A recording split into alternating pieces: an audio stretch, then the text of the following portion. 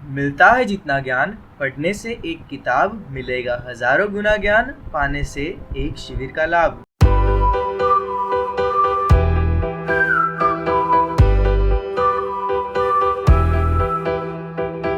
पहला दिन रविवार 5 मार्च 2022। 2 दिन की इस यात्रा की शुरुआत सावली तालुका के प्रथमपुरा गांव में प्राथमिक गवर्नमेंट स्कूल में की गई थी। इस यात्रा का आयोजन सुनीता नाम्बियार मैम और गिरीश सोलंकी सर के द्वारा किया गया था। इस आयोजन का श्रेष्ठ विचार दिलीप सिंह झाला सर, हर्षिल चुनावाला सर और उर्विश पटेल सर के द्वारा किया गया था। इस यात्रा में हम कुल 25 विद्यार्थी और 3 शिक्षक जुड़े थे। सुबह के 8:15 बजे सभी के चेहरों पे मुस्कान लिए निकले हुए हम 10:35 को प्रथमपुरा प्राथमिक शाला पहुंचे। 11:15 को सबका मन पवित्र हो, इस भावना से हम प्रार्थना में जुड़े। उसके बाद में हमने राष्ट्रगान भी किया। एक छोटी सी स्पीच के द्वारा दिलीप सिंह झाला सर ने एनएसएस का परिचय भी दिया। हम इन दिनों में गांव में क्या करने वाले हैं इसका भी परिचय कराया और उपहार के द्वारा अपनी इस स्पीच को समाप्त किया। इसके बाद गांव के प्रधान के द्वारा भी एक छोटा सा भाषण दिया गया, जिसके द्वारा वे एनएसएस पॉलिटेक्निक को धन्यवाद कह रहे थे। इसके बाद पॉलिटेक्निक के छात्रों के द्वारा पाठशाला के बच्चों को खेल भी खिलाया गया और विजेताओं को इनाम भी दिए गए। शाम को 5 बजे सभी इकट्ठा होकर कतार में खड़े हो गए, क्योंकि अब रैली का समय हो चुका था। हम में से कई छात्रों के द्वारा पोस्टर्स भी तैयार किए गए थे, जिस पर पर्यावरण संरक्षण, बेटी बचाओ बेटी पढ़ाओ और व्यसन मुक्ति जैसे मुद्दों को दर्शाया गया था। रैली की शुरुआत 5:35 को हो गई थी और इस रैली में गांव के बच्चों एवं गांव के लोगों ने भी भाग लिया था। आनंद प्रयुक्त हमारे लिए खाने और पानी की व्यवस्था भी कर दी गई थी। शाम को 6 बजे हमने पहला नाटक प्रस्तुत किया, जिसमें पर्यावरण को कैसे बचाया जाए इस बारे में बताया गया था। नाटक गुजराती में प्रस्तुत किया गया था, जिससे गांव के लोग उसे आसानी से समझ सके। हमने नाटक के द्वारा बताया था कि गांव को कैसे स्वच्छ रखने से लोगों में स्वस्थता फैलेगी, लोगों के मन भी तंदुरुस्त रहेंगे। हमने दूसरा नाटक 6:10 पर शुरू कर दिया, जिसमें नशे की वजह से कैसे लोगों के सुखी परिवार बिछड़ जाते हैं इसके बारे में बताया गया था।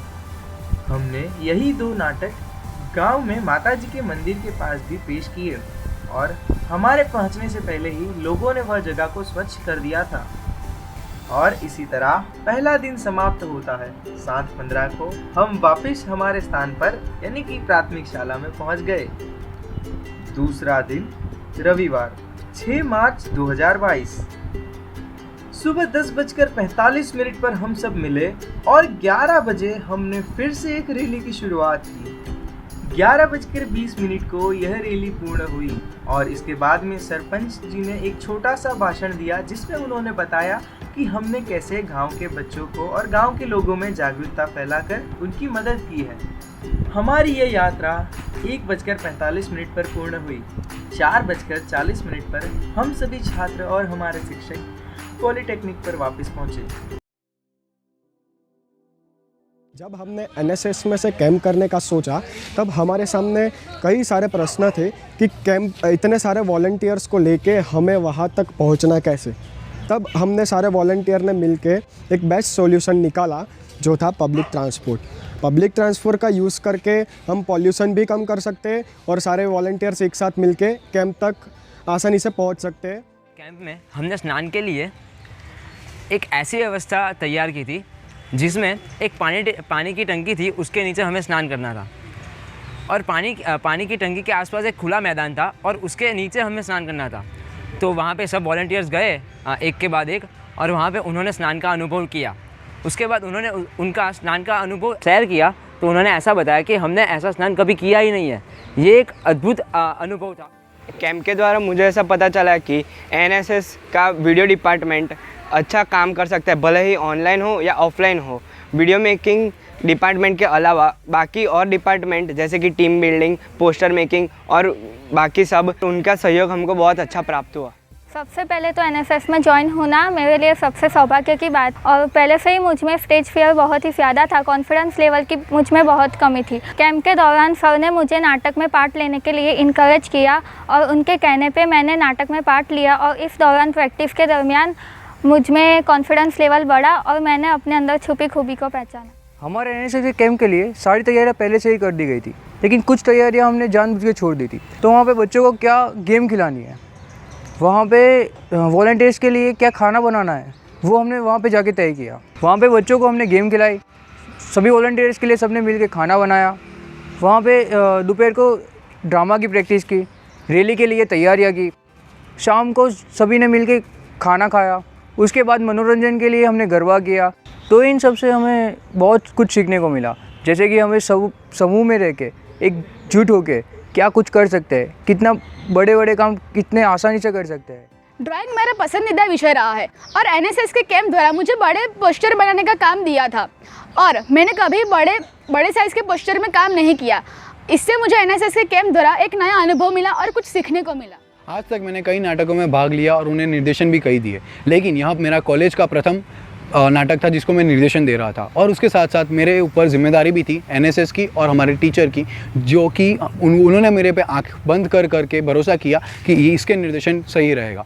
लेकिन ये मेरे लिए काफ़ी मुश्किल भरा काम था, क्योंकि एक पूरी टीम को 17-18 लोगों के साथ काम करना यह मैं पहली बार कर रहा था। लेकिन इसके पूरा श्रेय जाता है मेरी टीम को, जिन्होंने मुझे सहकार दिया। 3 से 4 दिन की उनकी कठिन मेहनत का ये रिज़ल्ट था जो हमें तालियों की गड़गड़ाहट से मिला।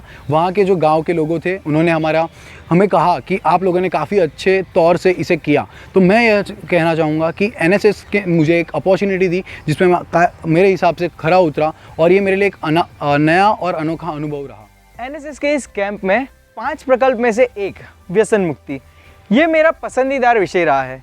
तो इसके स्क्रिप्ट लिखने का जिम्मा मैंने लिया। मैंने बार बार इसमें सोचा कि इसको इंटरेस्टिंग कैसे बनाया जा सकता है, और इसमें मैंने बाकी सारे डिपार्टमेंट के लोगों की और हमारे सर की भी मदद ली। तो इससे मुझे एक नया अनुभव मिला, मुझे कुछ नया सीखने को मिला कि कैसे हम स्क्रिप्ट को लिख सकते हैं, कैसे उसको ज़्यादा इंटरेस्टिंग बना सकते हैं और कैसे उस स्क्रिप्ट को पात्रों में ला सकते हैं। तो अभी ये सभी चीज़ों में से हमने क्या सीखा, हमने एक ही उद्देश्य था, मतलब कि जो लोग डरते हैं या तो कोई ऐसा संकोच की अनुभूति करते हैं कि भाई ग्रुप में कैसे जाए, ट्रांसपोर्टेशन में कैसे जाए, तो ये सब नई चीज़ें थी कि नए पड़ाव से पसार हुए कि चल के कैसे जाना है, ट्रैक्टर में ऐसे कैसे बैठ के जाना है, और बाद में नाराबाजी कैसे करनी है। नाराबाजी को भी किसी को नहीं आता। अभी अकेले अकेले बोलते हैं मैं ऐसा करूँ, लेकिन नाराबाजी तो किसी को आती ही नहीं है। तो ये सभी चीज़ें सीखनी थी हमें कैंप में से, और कैंप में कई सारी चीज़ें थी।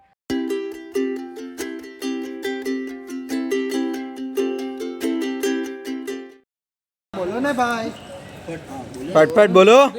टोपा तू મને શીખવાડે છે।